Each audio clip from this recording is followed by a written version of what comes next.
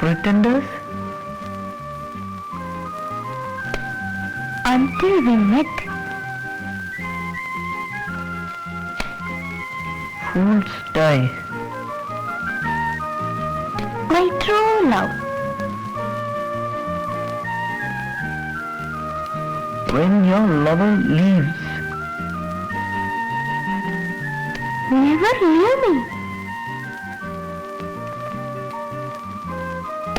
Never love a stranger?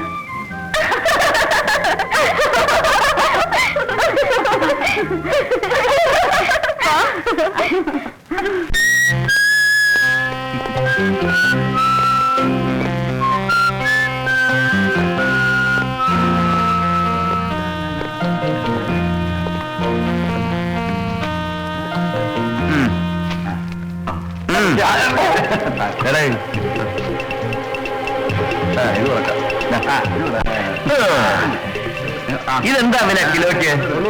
90 രൂപ.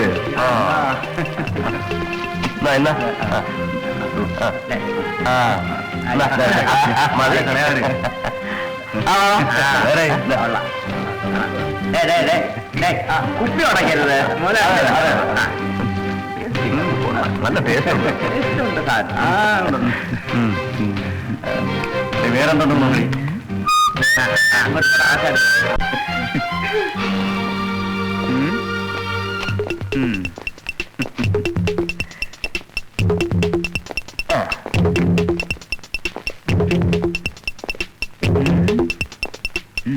അല്ല doctor, 30ാമത്തെ birthday അല്ലേ അദ്ദേഹത്തിന്റെ? അപ്പോഴെങ്ങനെ 30 മെഴുകുതിരി കത്തിക്കോ? അതിനുള്ള ഷോർട്ട് കട്ട് സായിപ്പ് കണ്ടുവച്ചിട്ടുണ്ട്. 3 വലിയ മെഴുകുതിരി കത്തിച്ചാൽ മതി. കാണാൻ കൊള്ളാവുന്ന നഴ്സുമാരുണ്ടെങ്കിലേ ഹോസ്പിറ്റൽ വല്ല കോളായിരിക്കും അല്ലേ അറിയാ?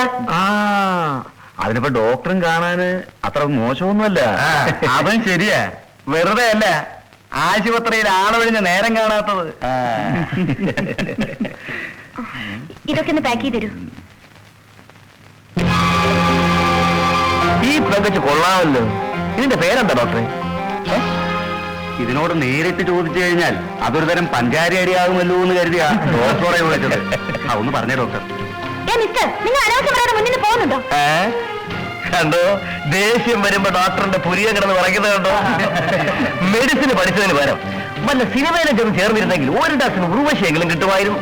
അല്ല, ഡോക്ടർ അദ്ദേഹത്തിന്റെ ബർത്ത്ഡേക്ക് ഞങ്ങളെ ഒന്നും ക്ഷണിക്കുന്നില്ലേ?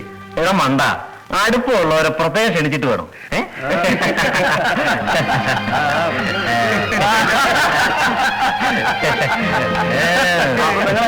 സാധനങ്ങളൊക്കെ ബില്ല് പേ ചെയ്തേ.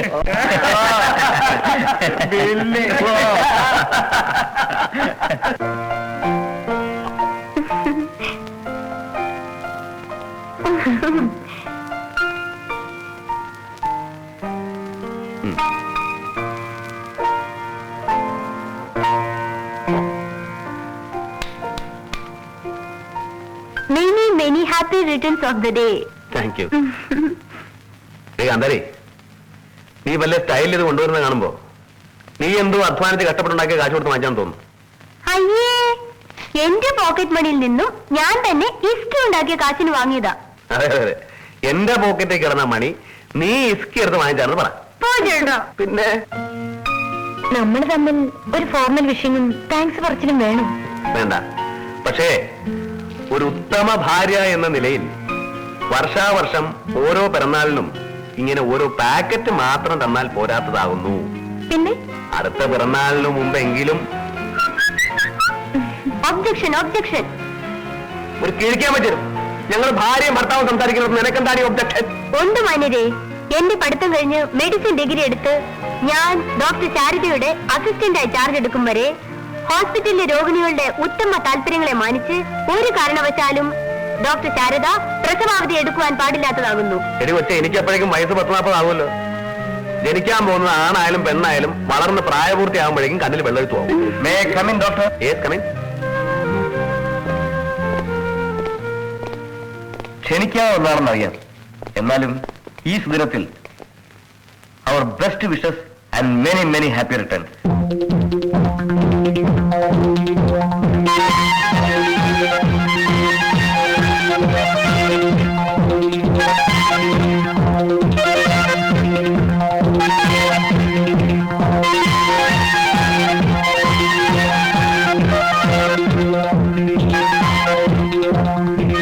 ഈ സമ്മാനം സ്വീകരിക്കണം ഡോക്ടർ.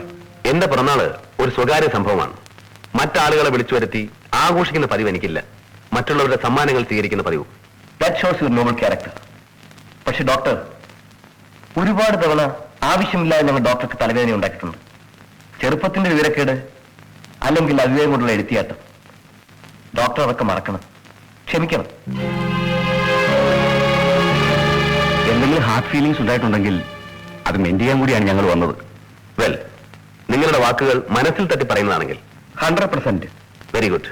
വരൂ, സൽക്കാരമൊന്നും ഇല്ലെങ്കിലും ഒരു കാപ്പി കുടിച്ചിട്ട് പോ. വേണ്ട ഡോക്ടർ, താങ്ക്സ്. നല്ലൊരു ദിവസമായിട്ട് ഡോക്ടറുടെയും കുടുംബത്തിന്റെയും പ്രഷ്യസ് മൊമെന്റ്സ് ഞങ്ങളായിട്ട് ഷെയർ ചെയ്ത് മുഷിപ്പിക്കുന്നില്ല. Please accept it. ഒരു ബർത്ത്ഡേ പ്രസന്റ് ആയിട്ടെങ്കിലും. അതെ, ഞങ്ങളുടെ തെറ്റുകൾ ക്ഷമിച്ചു എന്നതിന്റെ സൂചനയായിട്ടെങ്കിലും. Thank you. Please accept it. Thank you very much. Bye doctor.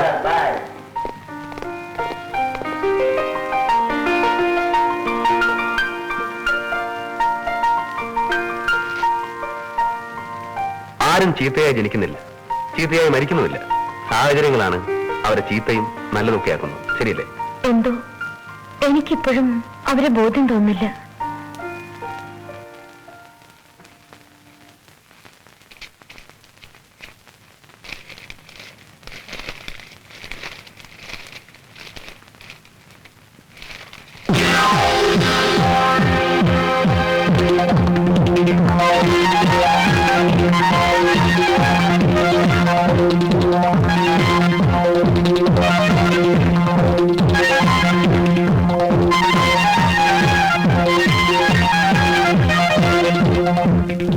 നീ പറഞ്ഞത് ശരിയാണ് ശാരദേ. You are right.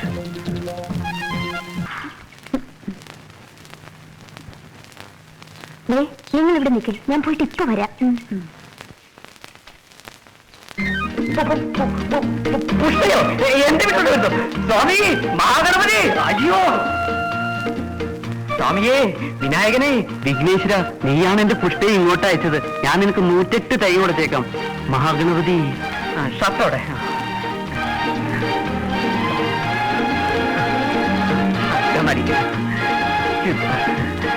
അതവിടെ അപ്പൊ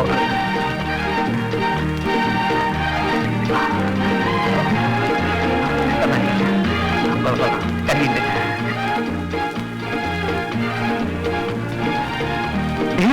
പുഷ്പയോ വരൂ, അകത്തോട്ടിരിക്കാം. കയറിയിരിക്കാന്നേ, വരുമെന്നേ please.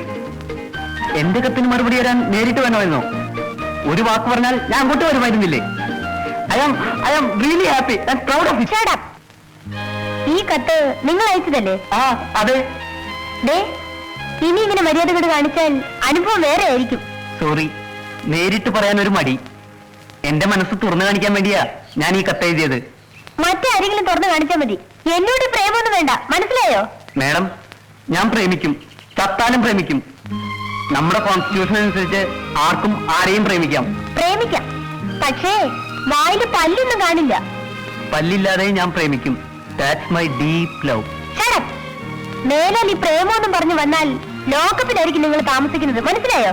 പുഷ്പേ, please, I really love you. I really love U.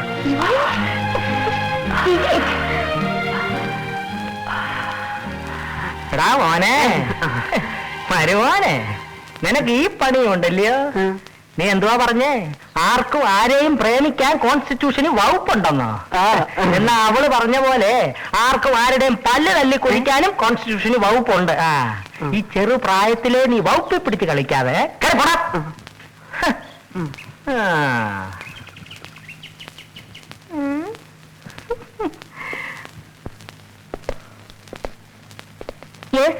Good morning doctor. ഇത് സിന്ധു. ഈ കുട്ടിക്ക് ഒരു പ്രോബ്ലം ഉണ്ട്. നിങ്ങൾ പുറത്തു പോകൂ, ഞാനൊന്ന് പരിശോധിക്കട്ടെ. അതിന്റെ ആവശ്യമൊന്നും ഇല്ല ഡോക്ടർ. കൺഫേംഡ് കേസാണ്. സാധാരണ പെൺകുട്ടികൾക്ക് ഉണ്ടാകാവുന്ന ചുറ്റിക്കളി തന്നെ, ഗർഭം. എത്ര മാസമായി? 4. കാര്യം എന്താണെന്ന് വെച്ചാ വളർത്തി കേട്ടാൽ അങ്ങ് പറയാം. ഇതൊന്ന് അലസിപ്പിക്കണം.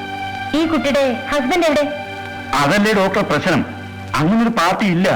കല്യാണം കഴിച്ചിട്ടില്ല. അബോർഷൻ നടത്താം. ഉത്തരവാദപ്പെട്ടവരാരെങ്കിലും രേഖാമൂലം ആവശ്യപ്പെടണം. തുക വല്ലതും കൂടുതൽ വേണമെങ്കിൽ അത് പറഞ്ഞാൽ മതി ഡോക്ടറെ. പുറത്തെ റേറ്റിലൊന്നും 1000-ഓ 2000-ഓ കൂട്ടിത്തരാം. എന്താ പോരെ? മിസ്റ്റർ, നിങ്ങളുടെ സംസാരം അതിൽ കിടക്കുന്നു. ഓഹോ, അപ്പോ ചെയ്തു തരത്തില്ലെന്നാണോ? ചെയ്തു തരാം. ഉത്തരവാദിത്തം ഏറ്റെടുത്തോണ്ട് ഒരു കടലാസ് ഒപ്പിട്ട് തരാൻ തയ്യാറാണോ നിങ്ങൾ ആരെങ്കിലും? നടക്കാത്ത കാര്യം പറയല്ലേ ഡോക്ടർ. എങ്കിൽ പ്ലീസ്, ദാ പുറത്തേക്കുള്ള വാതിൽ അതാണ്. എന്റെ സമയത്തിന് വിലയുണ്ട്. ഡോക്ടർ, നിങ്ങൾ ആവശ്യമില്ലാത്ത പ്രശ്നങ്ങൾ ഉണ്ടാക്കരുത്. മാന്യമായ ഭാഷയിൽ ആദ്യമേ പറഞ്ഞു. അനുസരിക്കാൻ ഭാവമില്ലെങ്കിൽ എനിക്ക് പരുഷമായ വാക്കുകൾ ഉപയോഗിക്കേണ്ടി വരും. Please get out. പേടിപ്പിക്കാതെ ഡോക്ടറെ. അത്ര പെട്ടെന്നൊന്നും വിരളുന്ന കൂട്ടത്തിലല്ല ഞങ്ങൾ ആരും. എന്താ ഇവിടെ? അല്ല ഡോക്ടറെ, ആർക്കും ഛേദമില്ലാത്തൊരു ഉപകാരം. ഒരു ചെറിയ അബോർഷൻ കേസ്. ഇത് അവർക്കാണെങ്കിൽ സമ്മതവും. ചോദിക്കുന്ന പൈസ തരും. കാശ് മാത്രം നോക്കിയിട്ടല്ല ഞാൻ ഈ ഹോസ്പിറ്റൽ നടത്തുന്നത്. എനിക്ക് എന്റേതായ ചില പ്രിൻസിപ്പിൾസ് ഒക്കെ ഉണ്ട്. കൊണ്ടുപോയി കളയണം ഡോക്ടറെ. പ്രിൻസിപ്പിൾ. ഡോക്ടർക്ക് ഇപ്പൊ എന്താ വേണ്ടത്? കാര്യം മറക്കണം. അതിനുള്ള വഴി നോക്കാം നമുക്ക്. നിങ്ങൾ പറഞ്ഞത് മുഴുവൻ ഞാൻ എന്റെ മുറിയിൽ നിന്ന് കേൾക്കുന്നുണ്ടായിരുന്നു. ഉത്തരവാദിത്തം രേഖാമൂലം ആരും ഏറ്റെടുക്കാൻ തയ്യാറാവാത്ത സ്ഥിതിക്ക് ഈ കേസ് ഇവിടെ അഡ്മിറ്റ് ചെയ്യാൻ പ്രയാസമാണ്. And this is my last word. നിങ്ങൾക്ക് പോവാം. ഓ, ഇതങ്ങ് നാട്ടുനടപ്പില്ലാത്ത പോലാണല്ലോ ഡോക്ടറുടെ സംസാരം. ഇതിലും വലിയ ഹോസ്പിറ്റലിൽ വരെ ഇതൊക്കെ തന്നെയാ മെയിൻ ലൈൻ. ബാക്കിയുള്ള സ്ഥലങ്ങളുടെ കാര്യം എനിക്ക് അറിഞ്ഞുകൂടാ. എന്നാൽ ഇവിടെ അങ്ങനെയല്ല. എന്റെ ഇഷ്ടപ്രകാരം ഹോസ്പിറ്റൽ നടത്താൻ വേണ്ടിയിട്ടാണ് ഞാനിതിവിടെ കെട്ടിയിട്ടിരിക്കുന്നത്. I am sorry. അപ്പൊ ഡോക്ടർ വേണ്ട, കൂടുതൽ സംസാരിക്കണമെന്നില്ല. ഞാൻ പറഞ്ഞു കഴിഞ്ഞു എന്റെ ഫൈനൽ വേറെന്താണെന്ന്. ഇവിടെ ഇത് സാധ്യമല്ല. നിങ്ങൾ പോണം please. I say you get lost man.